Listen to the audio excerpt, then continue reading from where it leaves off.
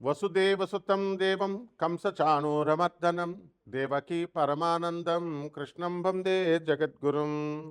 శ్రీ రాధాకృష్ణాభ్యాం నమః. హ్రీంకారాసనగద్భితా నలసికాం సౌహక్లీం కళాం బిభ్రతీం సౌవర్ణాంబరధారిణీం వరసుధాధౌతాం త్రినేత్రోజ్వలాం వందే పుస్తకపాశమంకుశధరాం స్రగ్భూషితాముజ్వలాం త్వాం గౌరీం త్రిపురాం పరాత్పరకలాం శ్రీచక్రసంచారిణీం. ఓం శ్రీ విజయవాడ కనకదుర్గాదేవ్యై నమః. శ్రీ దుర్గామల్లేశ్వరాభ్యాం నమః.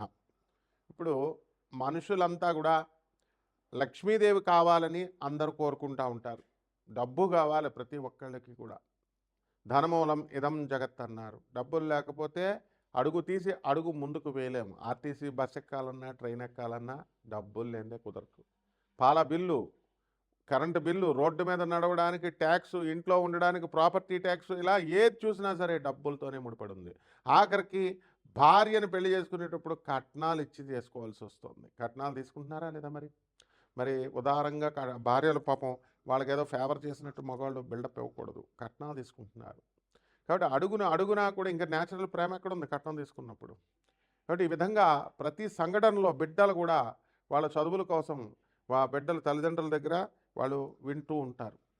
ఆ తర్వాత ఇంటర్ డిగ్రీ అయిపోయిన తర్వాత అప్పుడు చూడండి, ఇంటర్ పెళ్ళైన తర్వాత మిమ్మల్ని చూస్తారా లేదా, ఓల్డ్ ఏజ్ హోముల్లో నిర్దాక్షిణ్యంగా జాయిన్ చేసేసేటటువంటి వాళ్ళు ఎక్కువ మంది అయిపోయారు. సో దీన్ని బట్టి మనకేం కావాలండి? ధనం కావాలి. ధనం కావాలంటే అదృష్టం పెట్టాలంటే మన కర్మలు కరెక్ట్గా ఉండాలి. బుద్ధి కర్మానుసారిని పూర్వజన్మ కర్మలను బట్టి మనకు సంపదిస్తుంది. అందువల్ల నేను మీకు ఒక 5 లక్షణాలు చెప్తాను డబ్బు వచ్చేటటువంటి విధానంలో. లక్ష్మీదేవి మనకి కర్మలను బట్టే ఇస్తుంది. కానీ జగద్గురువైనటువంటి శ్రీకృష్ణ పరమాత్మల వారు కుచేలుణ్ణి ఎలాగా, అతను గర్భ దరిద్రుడు, రాధాదేవి శాపానికి గురైనటువంటి వ్యక్తి, వాడు రాధాదేవికి శాపం పెట్టడం ఏంటి? మనల్ని ఉద్ధరించడం కోసం సుధాముడు శ్రీకృష్ణ పరమాత్మ పుట్టాలి కాబట్టి రాధాదేవికి శాపం పెట్టేలాగా శ్రీకృష్ణ పరమాత్మ చేయించాడు లీల. ఎందువలన భూమి మీదకి మనము పరమాత్మ రావాలి, మనుషులను ఉద్ధరించాలని. లేకపోతే మనకు బృందావనంలో కృష్ణుడు రాధమ్మ దొరికేవాళ్లే కాదు. ఎప్పుడు దేవలోకంలోనే ఉంటారు వాళ్ళు, గోలోకంలోనే. మనం గోలోకం వెళ్ళలేం, కృష్ణ పరమాత్మను చూడలేం, అలాగే రాధమ్మతో మనం చూడలేం. అసలు అది లైఫ్లో జరిగే పని కాదు. అటువంటి పరమాత్మ, కరుణామయుడైనటువంటి శ్రీకృష్ణ పరమాత్మ మానవులకు కూడా మనం ఉద్ధరించాలి అని రాముడి రూపంలో, కృష్ణుడి రూపంలో మనకు భూమి మీదకి వస్తే హాయిగా మన భూమిని మీద కాలు పెట్టారు, మనతో జీవించారని మనం గర్వపడకుండా రాముడు మనిషేనండి, కృష్ణుడు మనిషేనండి, రాముడు దేవుడా, కృష్ణుడు దేవుడా అని బుద్ధి లేని ప్రేలాపనలు చేసే వాళ్ళ ఇంటికి అసలు లక్ష్మీదేవి రాదు. శాశ్వతంగా 7 తరాలు కాదు, వాళ్ళు కటిక దరిద్రులై రాముణ్ణి కృష్ణుడిని ఎవరైనా కనుక మనిషిగా కనుక చూసి విమర్శించేటటువంటి వాళ్ళకి కనీసం లక్ష్మీదేవి ఎప్పుడు కూడా రాదు. ఇప్పుడు మీ ఇంట్లో మీ అమ్మని అడగండి, మీ నాన్నని మీరు తిట్టండి చూద్దాం. ఎవరైనా బయట వాళ్ళు వచ్చి భర్తను తిడితే భార్య ఊరుకుంటుందేమో? ఎట్టి పరిస్థితులు ఇవ్వదు. కాబట్టి మీరేమో రాముడిని మనిషి అనొచ్చు, కృష్ణుడిని మనిషి అనొచ్చు, రాముల దేవుడు కాదని సొల్లు కబుర్లు చెప్పేయచ్చు మీరు. కానీ లక్ష్మీదేవి మాత్రం మీకు డబ్బులు ఇచ్చేయాలి. తర్వాత ఈ మహాలక్ష్మీదేవి క్రియాశక్తి స్వరూపిణి. పని చేయకుండా సోఫాల్లో పడుకొని, పని చేయకుండా దుప్పటి కప్పుకొని పడుకునేటటువంటి వాళ్ళకి లక్ష్మీదేవి ఎందుకు వస్తుంది? రెండవ రకం, పూజలు చేస్తూ కూర్చుంటూ లక్ష్మీదేవి వచ్చేయాలా? మూర్ఖపు ఛాందస్థాలు ఉన్నటువంటి వాళ్ళ దగ్గరికి రాదు. ఛాదస్థం అనేది నెగిటివ్ ఎనర్జీ. మిమ్మల్ని అడుగు తీసి అడుగు ముందుకు వెళ్ళనివ్వదు. మీరు ప్రపంచంలో ఏ పంతులు గారినైనా తీసుకోండి, ఏ సిద్ధాంతినైనా తీసుకోండి, ఒక్క నన్ను తప్ప. మనం పాజిటివ్ చెప్తాం, పదవండి అమ్మ చేయండి అని. ఎవ్వడైనా సరే చూడండి నెగిటివ్. ఇప్పుడు ఈరోజు చేయకూడదు, అమావాస్య అసలు చేయకూడదు. వాళ్ళ కొడుక్కి నేను గవర్నమెంట్ జాబ్ ఇప్పిస్తాను అమావాస్య రోజున, వాడు ఆపుతాడేమో చూడండి మీరు.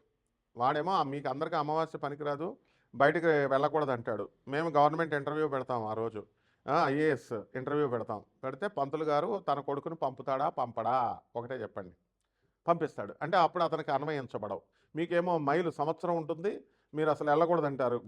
గర్భగుడుల్లో పనిచేసేటటువంటి పూజారి సంవత్సరం పాటు వాడు కనుక దేవతలకి దేవుళ్ళకి కనుక గుడికి పూజ చేయకపోతే వాడికి పొట్ట పోషణ ఎక్కడి నుంచి వస్తుందండి చెప్పండి? 1 ఇయర్. మన మైలు ఎందుకు లేదు అంటే బ్రాహ్మణులకు మైలు లేదంటారు. ఇది బ్రాహ్మణులకు ఒక రూల్, అగ్ని బ్రాహ్మణుడు ముట్టుకుంటే కాలదు, శూద్రుడు ముట్టుకుంటే కాలుతుందా? ఇలాంటి నాన్ సెన్స్ అన్నీ నెగిటివిటీ ఉన్నటువంటి పంతులతో, నెగిటివిటీ ఉన్న జ్యోతిష్కులతో తిరిగితే గర్భదరిద్రులు అయిపోతారు 7 జన్మల వరకు. వాళ్ళ వీడియోలు విన్నా కూడా గర్భదరిద్రులు అయిపోతారు. నెగిటివ్ ఎనర్జీ ఎలా వస్తుందంటే, కంపు వస్తుందనుకోండి, పెంట కంపు. పెంట మీద వాసన ఆ చుట్టుపక్కల 1 కిలోమీటర్ దూరం వరకు వస్తుంది. అదే నెగిటివ్ ఎనర్జీ. ఆ వాసన ఎలాగైతే వస్తుందో అలా నెగిటివ్ పర్సన్స్తో మనం తిరిగినప్పుడు ఆ నెగిటివ్ ఎనర్జీ స్ప్రెడ్ అవుతుంది. వాసన కూడా స్ప్రెడ్ ఎనర్జీయే. కాబట్టి ఈ రకంగా మనకు మహాలక్ష్మి తల్లి వచ్చేటప్పుడు కొన్ని చిహ్నాలు ఇస్తుందండి. తెల్ల పావురాయిని పనికిరాదు, అవి రాకూడదు అని చెప్తున్నారు కదా. తెల్ల పావురాయిల, అలాగే ఈ పిచ్చుకలు, పక్షులు, నేచర్లో ఉన్నటువంటి పక్షులు ఇవన్నీ కూడా మన ఇంటి గోళ్ళ చుట్టూ తిరుగుతూ తెల్లవారు మనం తలుపు తీయగానే ఆ తలుపుల దగ్గర చక్కగా గింజలు తింటూ అక్కడ ఉంటున్నాయనుకోండి ఉడతలు. ఇవన్నీ కూడా మన చెట్టు మీద, మన ఇంటి ముందు చెట్ల మీద అవి ఉడతలు వెళ్తున్నాయనుకోండి, లక్ష్మీదేవి త్వరలో మనకు రాబోతుంది అని అర్థం. రెండవది, తేనెటీగలు. అంటే చిన్నటి తేనెటీగలు కనుక మనకి పట్టినట్లయితే మన ఇంట్లో ఖచ్చితంగా మహాలక్ష్మీదేవి రాబోతుంది అని అర్థం. తర్వాత ఇక మూడవది ఏంటంటే, మనం సూర్యోదయానికంటే కూడా ముందే నిద్ర లేవాలి. ఎవరో వచ్చి అలారాలు పెట్టుకొని ఎవరో వచ్చి లేపితే కాదు. మనంతకు మనకే మెలకువ రావాలి. బ్రహ్మ ముహూర్తంలో మెలకువ రావాలి. ముహూర్తం వచ్చిన తర్వాత యూట్యూబ్లు మనం ఇది చేస్తున్నాం, వాట్సాప్లు పట్టుకొని గుడ్ మార్నింగ్, ఓం నమ శివాయ అంటూ మనం వీడియో తెలిసిన వాళ్ళకి మనం వాట్సాప్ మెసేజ్లు పెడతా ఉంటాం. ముసలాళ్ళు అయిపోయిన తర్వాత ఏమవుతుందండి, ఇంకెవరు ఉండరు కాబట్టి ఓం నమ శివాయ, ఓం నమో నారాయణాయ అని పెడతాం. అదే వయసులో ఉన్న వాళ్ళంతా ఏం చేస్తున్నారండి, ఫస్ట్ ఫోన్ కాళ్ళు, లేకపోతే ఫస్ట్ వాట్సాప్లు ఇవన్నీ కూడా ఫ్రెండ్స్కి, బాయ్ ఫ్రెండ్స్కి, గర్ల్ ఫ్రెండ్స్కి, వీళ్ళకి పెట్టుకుంటారు. వీళ్ళకి వీళ్ళు మామూలు మనుషులయ్యా. రాధాకృష్ణులకు పెట్టుకోండి, రాధాకృష్ణుల స్మరణ చేయండి, బాబానాం కేవలం అని స్మరణ చేయండి, మీకు మహాలక్ష్మి వస్తుంది. ఎవరైతే వాట్సాప్ల్లో లేవగానే మానవులకి వాట్సాప్ల్లో ఈ గురువులకు కాకుండా లవర్స్కి ఎవరైతే పెట్టుకుంటూ ఉంటారో వాళ్ళ నెగిటివ్ వైబ్రేషన్స్ మీకు వచ్చేస్తాయి. వాళ్ళు మామూలు మనుషులు కాబట్టి. గురువు మనిషి కాదు. గురువు అంటే వివేకానందుడు, ప్రభాత్ రంజన్ సర్కార్, ఆనందమూర్తి గారు, ఆనంద మార్గాశ్రమం స్థాపించిన ఆయన. అలాగే రామకృష్ణ పరమహంస, రమణ మహర్షుల వారు, వీళ్ళ ప్రవచనాలు వినాలి. అలాగే యూట్యూబ్లో ఉన్నటువంటి మిడిమిడి జ్ఞానం ఉన్నటువంటి వాళ్ళు చెప్పేటటువంటి ప్రవచనాలు కనుక వింటే లక్ష్మీదేవి దూరంగా పారిపోద్ది అనమాట. 7 తరాల వరకు రాదు.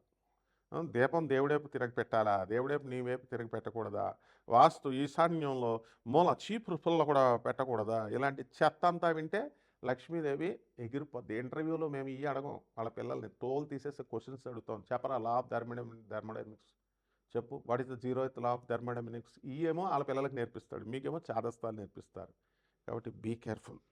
అలాగే పాలు అమ్మేటటువంటి వాళ్ళు మనకి చక్కగా ఎదురొచ్చిన, మనకి శవము కనబడిన, అలాగే తెల్ల గువ్వపిట్ట మనకి కనబడిన, మన ఇంట్లోకి వచ్చిన, ఇవన్నీ కూడా మహాలక్ష్మి సంకేతాలు. నుదుట ఒక చక్కగా కుంకుమ పెట్టుకొని పుణ్యస్త్రీలాగా వచ్చినా సరే వాళ్ళు మన ఇంటికి వచ్చిన వాళ్ళు, మన మహాలక్ష్మి తల్లి త్వరలో వస్తుందని. ఇలా మహాలక్ష్మీదేవి రావాలి అంటే నిత్యము దైవతార్చన ఇంట్లో చేయాలి. ప్రతిరోజు కూడా దీపారాధన చేయాలి.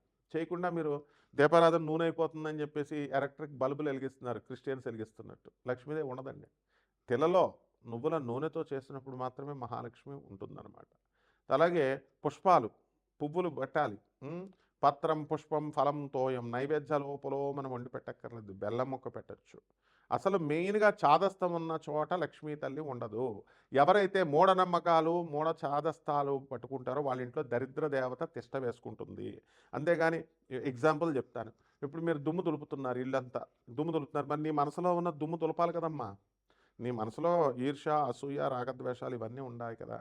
అందువల్ల ఎవరైతే మనకి మీ వ్యక్తిగత జాతకాలు ఈ లక్ష్మీదేవి సంకేతాలతో మీ ద్వాదశ రాశుల వారికి కూడా ఏ విధంగా జరగబోతోంది అనేది నేను చెప్తాను జ్యోతిషానికి అన్వయించి. అయితే మీకు నాన్ కమర్షియల్ ఆస్పెక్ట్తో మేము ఈ జ్యోతిషాలు చెప్తున్నాం కాబట్టి మీరు ఎవరికైనా మీ పర్సనల్ చార్ట్ ఉంటేనే తెలిస్తేనే మీకు లక్ష్మి వస్తుందా, పోతుందా, దరిద్రం పట్టుకోబోతుందా, పట్టుకోవట్లేదా, ఉద్యోగం ఉంటుందా, ఊడిపోతుందా, ఇవన్నీ చెప్పగలుగుతాం. నాసా రిపోర్ట్స్తో లైవ్ రిపోర్ట్స్ని బట్టి చూసి చెప్తాం. అమెరికాలో మాది head quarters office, north Carolina, Charlotte. అందువలన అక్కడ మీరు వాట్సాప్లో పెడితే మేము నాన్ కమర్షియల్తో చెప్తాం కాబట్టి మీకు ఏ ప్రాబ్లం లేదు. మేము డౌట్స్ క్లియర్ చేస్తాం. ఒరిజినల్గా ప్రిసైజ్గా ఇవన్నీ వస్తాయి. కాబట్టి జాగ్రత్తగా మీరు మమ్మల్ని సంప్రదించవచ్చు. ఇప్పుడు ద్వాదశ రాశుల వారికి జ్యోతిష్పరంగా 2026 సంవత్సరంలో లక్ష్మీదేవి యొక్క సంకేతాలతో లక్ష్మీదేవి ఏ విధంగా ఉంటుంది, మనకి ఆశీర్వదిస్తుందా లేదా ఈ వీడియోలో చెప్పుకుందాం. వృషభ రాశి. ఈ వృషభ రాశి వారికి అందరికీ కూడా ఈ మహాలక్ష్మి తల్లి యొక్క అనుగ్రహం పడబోతోంది. మీకు 5 సంకేతాలులో ఏదో ఒక సంకేతము జరుగుతుంది. మీ ఇంట్లో తేనెటీగలు, మీ దొడ్లో ఉన్నటువంటి చెట్లకి ఆ తేనెటీగలు పడతాయి. అదేవిధంగా పూల చెట్లన్నీ కూడా మీకు అక్కడ అందుబాటులో ఉండడం, ఆ పుష్పాలతో మహాలక్ష్మి తల్లిని పూజించాలని మనస్సు అంతా కూడా లాగుతూ ఉంటుంది. ఇక ఈ వృషభ రాశి వారికి అందరికీ కూడా మనకి లాభాల బాటలో ఉంటారు. వ్యాపారాలు, ఇనుము సంబంధించినటువంటి వ్యాపారాలలో స్క్రాప్ ఐరన్ బిజినెస్ చేస్తున్న వాళ్ళు, బీరువాల బిజినెస్, వెల్డింగ్ షాపులు, ఈ బిజినెస్లన్నీ కూడా సక్సెస్ఫుల్గా మీరు ముందుకెళ్ళడం జరుగుతుంది. ఇంటీరియర్ డెకరేటర్స్, తర్వాత ఇతర కన్స్ట్రక్షన్ బిజినెస్ల్లో ఉన్నటువంటి వాళ్ళు కూడా మంచిగా రాణించడానికి అవకాశాలు ఉన్నాయి. ఇకపోతే ఈ యొక్క వృషభ రాశిలో ఉన్నటువంటి విద్యార్థులందరూ కూడా చదువుల్లో గురుడు మిథున రాశిలో ఉన్నాడు కాబట్టి ఫాస్ట్గా చదువుతారు. పరీక్షల్లో కూడా మంచి మార్కులు సంపాదించడానికి అవకాశాలు ఉంటాయి. అలాగే దూరపు ప్రయాణాలు అనేటటువంటివి వీళ్ళు చేస్తారు. దూర ప్రయాణం చేసినప్పుడు మీకు ఈ యొక్క పాల క్యాను, మీకు ఈ యొక్క పువ్వులు అమ్మేటటువంటి వాళ్ళు ఎదురు వస్తారు. ఇదే మహాలక్ష్మీదేవి మీకు ఇచ్చేటటువంటి సంకేతం. అదేవిధంగా ఈ యొక్క వృషభ రాశి వారికి అందరికీ కూడా మనకి అనేకమైనటువంటి ఒత్తిడులు వస్తాయి. అంటే బెదిరింపులు వస్తాయి. శత్రువుల పీడ అనేటటువంటిది ఎక్కువగా ఉంటుంది. అయినప్పటికీ కూడా మీరు దుష్టులతో సహవాసం చేయకుండా, నెగిటివ్ పర్సన్స్తో చేయకుండా ఉంటే సరిపోతుంది. ఎట్టి పరిస్థితుల్లో ఎవరైనా సరే వృషభ రాశి వారు యూట్యూబ్లో చెప్పేటటువంటి చెత్త చాదస్తాన్ని కనుక విన్నా, ఆ వీడియోలు విన్నా, అటువంటి వాళ్ళతో మీరు దోస్తానా చేసినా, మూఢనమ్మకాలను పెంచడానికి ప్రయత్నించిన లక్ష్మీదేవి 7 తరాల వరకు శాశ్వతంగా దూరం వెళ్ళిపోతుంది. నేను సాక్ష్యాలతో సహా చూపించగలను. కాబట్టి నేను చెప్పేది, నాకు గురు పరంపర ఉంది. మా గురువుగారు అయినటువంటి భారతీ తీర్థస్వాములు వారు, శృంగేరి పీఠాధిపతులు, ఆయన యొక్క కనుసైగలతో ఆయన ఎంతసేపు ధర్మంగా నడుచుకోండి అని చెప్తారు. కాబట్టి ధర్మంగా ఉండండి మీరు. లేకపోతే అన్యాయార్జితంగా లంచాలు వస్తున్నాయి కదా అని మీరు తీసుకున్నా అవన్నీ కూడా త్రుటిలో అవన్నీ కూడా పక్కకు తప్పుకోవడానికి అవకాశాలు ఉంటాయి.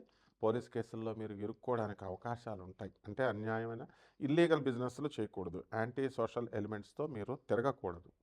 అదేవిధంగా ఈ యొక్క పరస్త్రీ వ్యామోహము అనేటటువంటిది సర్వసాధారణంగా కొంతమందికి ఉంటుంది.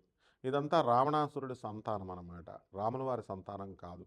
కాబట్టి అటువంటి వాళ్ళకి పరస్త్రీ యొక్క పరాభవం, పరస్త్రీ చేతిలో పరాభవము జరగడానికి అవకాశం ఉంటుంది. దాని నుంచి అర్ధాష్టమంలో, అంటే కేతువు సింహరాశిలో ఉన్నాడు కాబట్టి ఖచ్చితంగా ఆ స్త్రీ యొక్క ఈ యొక్క నిరాదరణ వల్ల, నిర్లక్ష్యం వలన వీళ్ళు డిప్రెషన్కి వెళ్ళడానికి అవకాశాలు ఉంటాయి. అదేవిధంగా అనేక రకాలైన వ్యాపారాలు చేస్తున్నారు. వ్యాపారాల్లో కూడా లావాదేవీల్లో కొన్ని వ్యాపారాలు నష్టాన్ని తీసుకొస్తాయి. కాబట్టి అటువంటి వ్యాపారాల్లో ముఖ్యంగా బంగారం షాపులు ఇవన్నీ కూడా లాభాల్లో ఉన్న, వైన్ షాపులు ఇవన్నీ కూడా మీకు మీడియా రంగము, ఆ తర్వాత బట్టల షాపుల్లో కొంతమందికి శుక్రుడు మరి ఇప్పుడు శుక్రమూఢము కాబట్టి ఫిబ్రవరి 1, 2026 సంవత్సరం వరకు కూడా అందువలన శుక్రుడు పనిచేయడు కాబట్టి బట్టల షాప్ వ్యాపారము, హోటల్లో కూడా లాస్ రావడానికి అవకాశాలు అధికంగా ఉన్నాయి.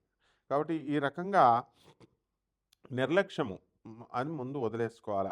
ఏం జరుగుతుందిలే, చూసుకోవచ్చులే అన్న వాళ్ళకి లక్ష్మీదేవి శ్రద్ధ లేనిదే ఇవ్వదు. యా దేవి సర్వభూతేషు శ్రద్ధారూపేణ సంస్థిత నమస్తస్యై నమస్తస్యై నమస్తస్యై నమో నమః.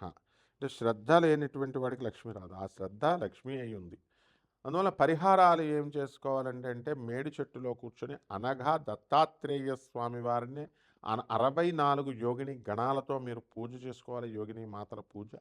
అలాగే ఆ జపము, దత్తాత్రేయ స్వామి వారి యొక్క జపాన్ని మీరు అనగాదేవితో యుక్తంగా చేసుకోవాలి. గురు చరిత్ర, శ్రీ గురు చరిత్రను చదవాలి. ఏదో మెకానికల్గా శ్రీ గురు చరిత్రను చదివితే మీకు లక్ష్మీదేవి రాదు. అది కంపల్సరీ అందులో ఉన్న ప్రతి పదము అర్థమయ్యే విధంగా ఆ స్టోరీలన్నీ కూడా నృసింహ సరస్వతి స్వాముల వారు గాణగాపురంలో చేసినవి విజువలైజ్ అవ్వాలి. అప్పుడు మాత్రమే మీకు మహాలక్ష్మి తల్లి వస్తుంది. మరి ఆ సంకేతాలుగానే మీకు ఎవరో ఒకళ్ళు మిమ్మల్ని ఒక లక్ష్మీ శ్రీమన్నారాయణ క్షేత్రానికి మిమ్మల్ని తీసుకువెళ్ళడము, లేకపోతే వెళ్దామని అనడమే మీకు వచ్చేటటువంటి సంకేతము. లక్ష్మి వస్తుందని శుభమస్తు.